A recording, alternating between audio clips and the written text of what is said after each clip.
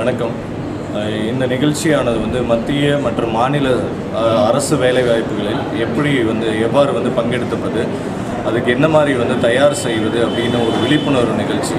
நம்ம ஏற்கனவே சாதித்த சாதனையாளர்கள் திரு கார்த்திகேயன் நண்பர் அவர்கள், ஆனந்தி டிஎஸ்பி மேடம் அவர்கள் அவங்க விழிப்புணர்வு நிகழ்ச்சி நடத்துகிறாங்க. அதாவது சொந்த ஊர்லேயே பார்த்திங்கன்னா நமக்கான சந்தேகங்களை நம்மளால் நிவர்த்திக்கு படிக்க முடியும். வெளியூரில் போய் படிக்கணும் அப்படின்ற ஒரு அதான் வெளியூரில் போய் படித்தோன்னா நிறைய பேர்த்தனால அதை தொடர்ச்சியாக செயல்படுத்த முடியாமல் போகும். அந்த ஒரு காரணத்தினால சொந்த ஊரில் இது ஒரு இலவச பயிற்சி முகாமாக நடத்திட்டுருக்கோம். Madras academy for civil service examination அவங்க மூலமாக அந்த அகாடமி கரூரில் லான்ச் பண்ணுறதுக்கான ஒரு ப்ரொஜெக்ஷன் தான் இந்த விஷயங்கள் நான் பண்ணுறோம்.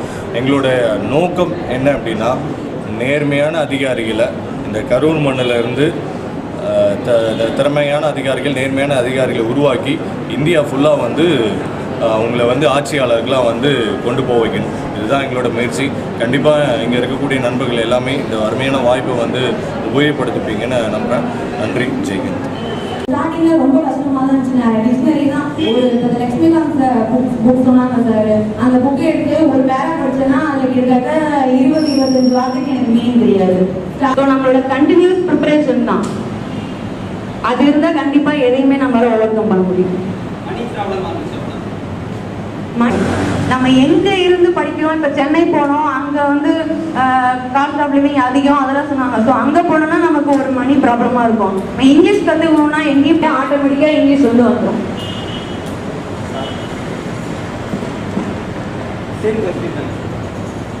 சொன்னதே நாங்கள் ஆக்சுவலாக நீங்கள் இங்கிலீஷ் பொறுத்த வரைக்கும் நீங்கள் ஒரி பண்ணவே தேவையில்லை.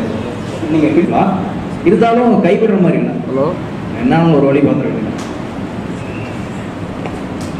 இன்னொரு விஷயம், இப்போ யூபிஎஸ்சிக்குமே எல்லா மெட்டீரியல்ஸும் தமிழில் நம்ம ரொம்ப நார்மல் இங்கிலீஷ் அண்டர்ஸ்டாண்ட் பண்ணிக்கிற மாதிரி தான் இருக்கும். நம்ம ஸ்கூல் லெவலில் படிக்கிற மாதிரி தான் இருக்கும். ஸோ ஃபிலிம்ஸ் ஈஸியாக நீங்கள் கிளியர் பண்ண முடியும். மெயின்ஸ் தமிழ்லே எழுதலாம், இன்டர்வியூ தமிழ்லே அட்டென்ட் பண்ணலாம். ஸோ இதுக்காக நீங்கள் ஒரு லாங்குவேஜாக அது உங்களுக்கு தெரிஞ்சால் போதும். ரொம்ப ஹிஸ்ட்ரி, ஏன்னா பிஏ ஹிஸ்ட்ரி, அதனால ஹிஸ்ட்ரி ஆப்ஷன். பப்ளிக் அட்மினிஸ்ட்ரேஷன் ஆக்சுவலாக என்னோட பேசிக் இன்ஜினியரிங் அதுக்கப்புறம் எம்ஏ பப்ளிக். நீங்கள் வேற ஒரு ஆப்ஷன் சூஸ் பண்ணியிருப்பீங்க சம்மந்தமே இல்லாமல். அந்த மாதிரி சூஸ் பண்ணியிருந்தீங்கன்னா நீங்கள் ஏன் சம்மந்தம் இல்லாமல் அப்படி ஒரு ஆப்ஷன் சூஸ் பண்ணியிருக்கீங்க அப்படின்ற கேள்வி வரும் இன்டர்வியூவில். அதை மேனேஜ் பண்ணுறதுக்காக பிஜி முடித்தேன். என்னோட ஆப்ஷனல் சப்ஜெக்ட்லேயே பிஜி முடித்தேன். ஃபோக்கஸ் அதிகமாக இருக்கிற மாதிரி தெரியும். இதெல்லாம் நீங்கள் என்ன டிகிரி? கம்ப்யூட்டர் சயின்ஸ் ஆப்ஷன் கிடையாது. அதனால நீங்கள் வேற ஒரு காமர்ஸ் சப்ஜெக்டே நீங்கள் சூஸ் பண்ணலாம். டெக்னிக்கலாக சூஸ் பண்ணாதீங்க. மேத்ஸ், இன்ஜினியரிங் சப்ஜெக்ட் அந்த மாதிரி சூஸ் பண்ணாதீங்க. காமர்ஸ் என்ன பாருங்க, உங்களுக்கு கேஸ் உங்களுக்கு சிலபஸ் கன்வீனியண்டாக இருக்கு, நீங்கள் அதை போட்டு.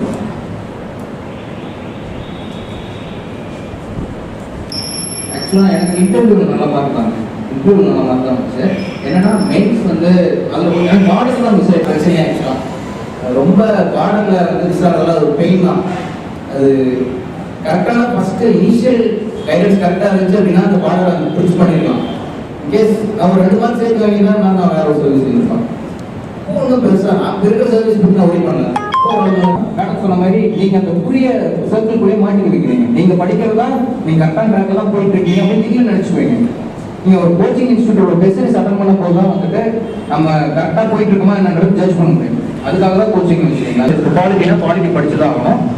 ஆனால் கொஸ்டின்ஸ் எப்படி கேட்பாங்கன்னா கரண்ட் அஃபேர்ஸில் நடந்த ஒரு விஷயத்தோட பேக்ரவுண்டு. இப்போ